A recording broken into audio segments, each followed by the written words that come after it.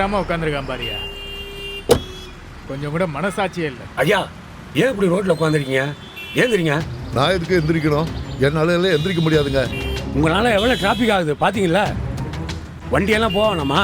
எனக்கு அதை பத்தி எல்லாம் தெரியாது. நீங்க எது பேசுறதா இருந்தாலும் உள்ளார இருக்கிறவங்க கிட்ட போய் பேசுங்க. நான் ஓரமா தானே உட்காந்துருக்கேன்.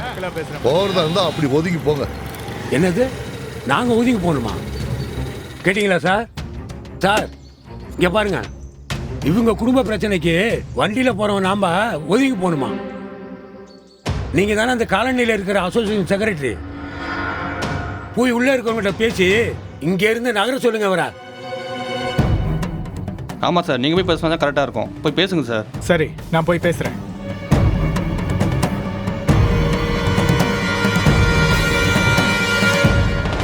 Chandrasekhar sir, Chandrasekhar sir. வாங்க சார், உள்ள வாங்க. வாங்க.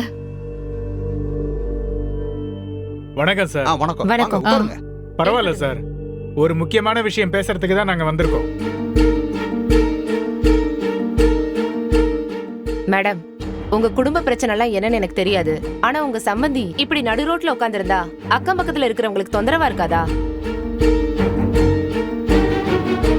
நீங்க அவர்கிட்ட கொஞ்சம் பேசி பார்க்கலாம்ல. நாங்க எல்லாருமே பேசியாச்சு. போலீஸ் கம்ப்ளைண்ட் கொடுத்தோம். அவங்க வந்து வார்ன் பண்ணியும் திரும்ப வந்து இப்படி உட்கார்ந்துட்டு இருக்காரு. அதுக்காக இதை அப்படியே விட்டுற முடியாதுல்ல மேடம். கொஞ்சம் வந்து என்ன ஏதுன்னு கேளுங்க. ஒண்ணு அவர்கிட்ட பேசி சுமூகமா போங்க. அப்படி இல்லைன்னா அவரை இங்க இருந்து கிளியர் பண்ற வழியாச்சும் பாருங்க.